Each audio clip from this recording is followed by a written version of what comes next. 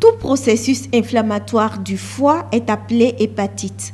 Et ces maladies de la plus grosse glande de notre organisme ont diverses origines. Parmi elles, les causes virales pour dire que les virus A, B, C et E peuvent être responsables des hépatites. Dans les groupes des infections virales, surtout les virus alphabétiques, on parle beaucoup plus de virus B et C parce qu'ils ont la possibilité d'aller vers la chronicité. Donc, pour passer de l'infection aiguë à l'infection chronique, et le fait d'aller dans la chronicité, ça vous expose aux complications qui sont notamment la cirrhose et le carcinome hépatocellulaire, donc le cancer du foie.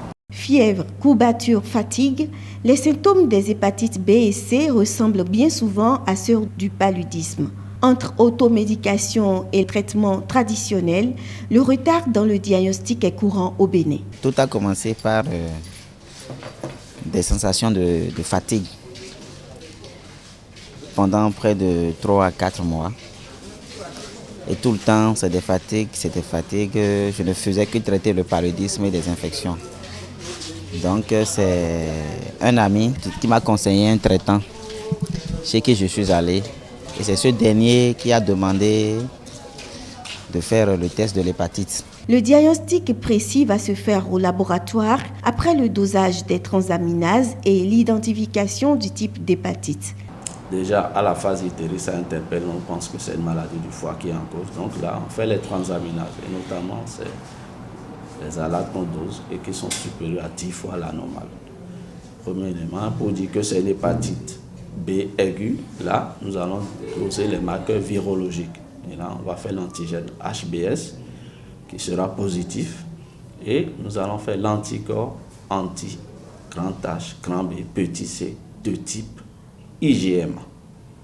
Et ces deux marqueurs positifs, plus les transaminases supérieures à 10 fois la normale, confirment une hépatite B aiguë.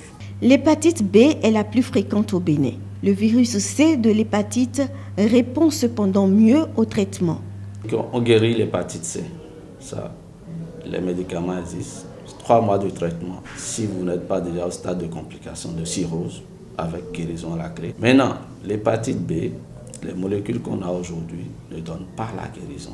Ça donne ce que nous appelons une guérison virologique. La guérison virologique, c'est-à-dire qu'au bout du traitement, donc 6 mois ou bien 1 an, en cours de traitement de l'hépatite B, quand on va vous faire la charge virale de l'hépatite B, ça reste indétectable. Donc, vous n'avez plus de traces de virus dans votre organisme, mais vous avez toujours le virus. La vaccination reste la clé de la prévention. Mais pour protéger son foie, il faut aussi éviter de le surcharger de graisse, de sucre ou encore de sel.